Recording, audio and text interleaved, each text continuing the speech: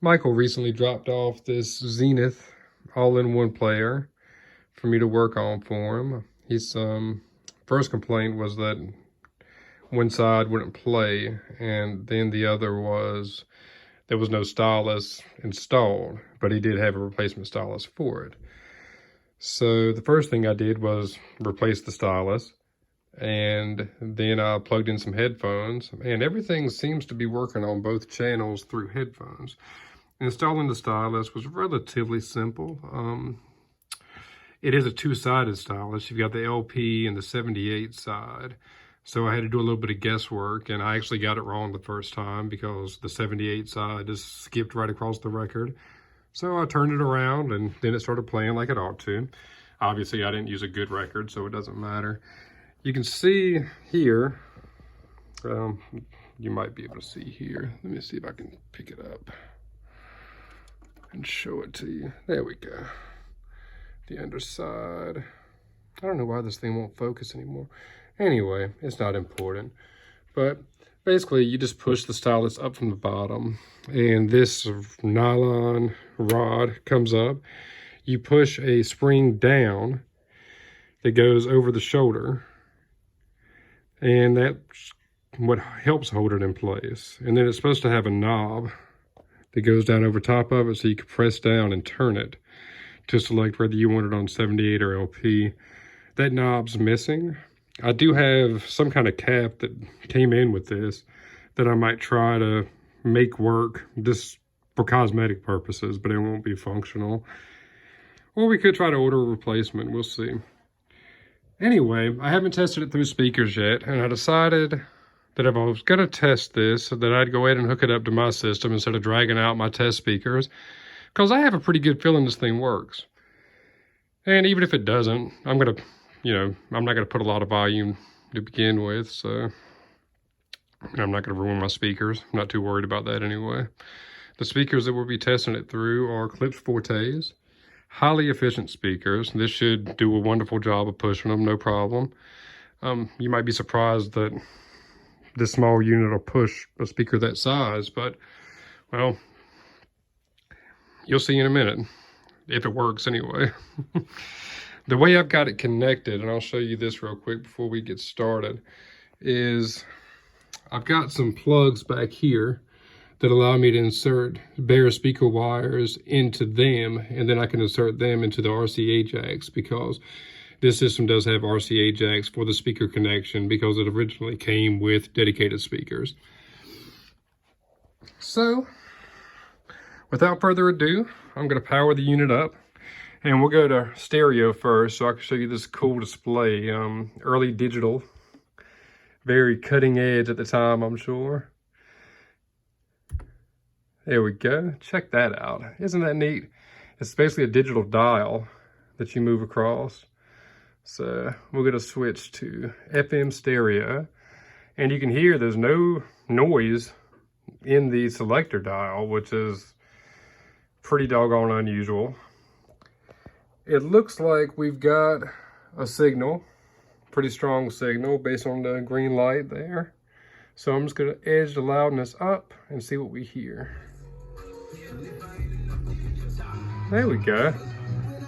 Let's see.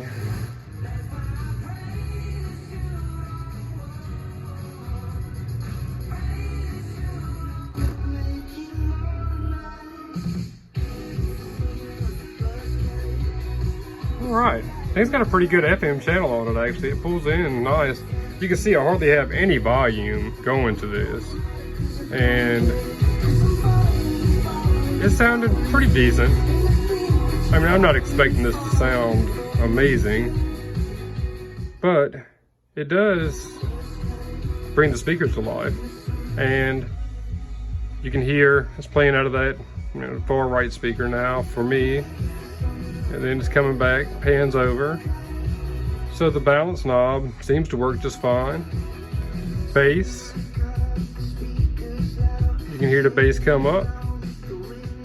You can hear the bass go down. Treble. You can hear it brighten up significantly actually. And then you can hear it dull back down.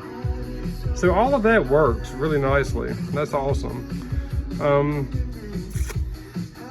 Makes me happy. It also has an 8-track player. The 8-track player is not functional. I did put an 8-track cleaning unit inside of it just to see what it would do, and it lights up and it tries to do things, but I'm pretty sure it needs a new build. And I've been advised that it may need degaussing as well, but I'm not 100% sure that I'll do that. We'll just see. I did some reading on it, and some people say it's important, some people say it's a complete waste of time, that a tape head can never actually build up enough magnetism to pull the magnets off the tape, or to pull the metal off the tape. I don't know. I don't know tapes that well. But anyway, might as well go ahead and demo the phono while we've got it. And I'm gonna go over a little bit with the phono. First off, the phono is also off on this because I'm pretty sure it's on a different circuit. So I'm gonna cut that. You lose the cool display. I know, that's sad. Then you come up and you've got this pretty cool little BSR style table. You know, they were a dime a dozen during this era. They put them in everything.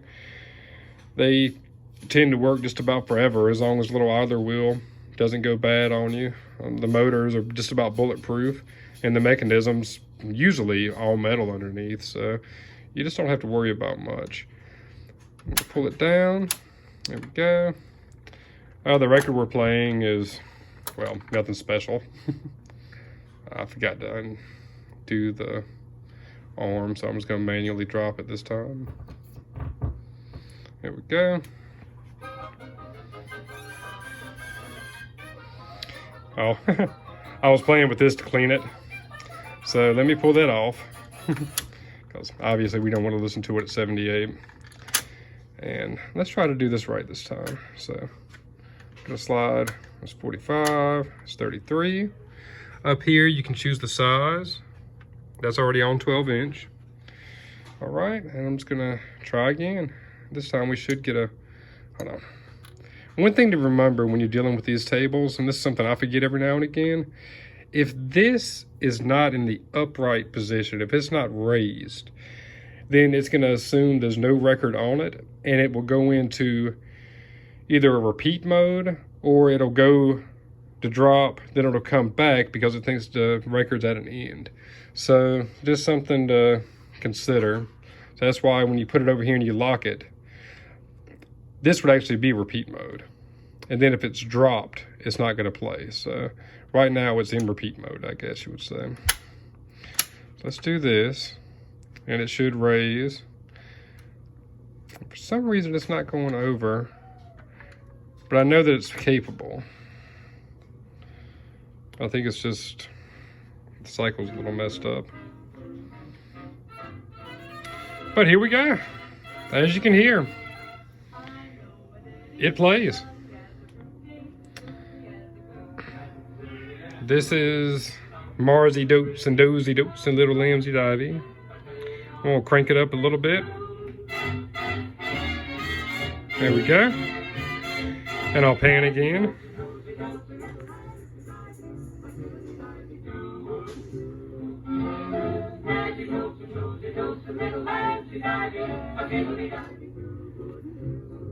This might be a little bit off for the phono. I'll have to check it. I think it might be in the switch too, but it's something to check out. Anyway, I just wanted to showcase this thing, and I think I have done that. So, cool little unit.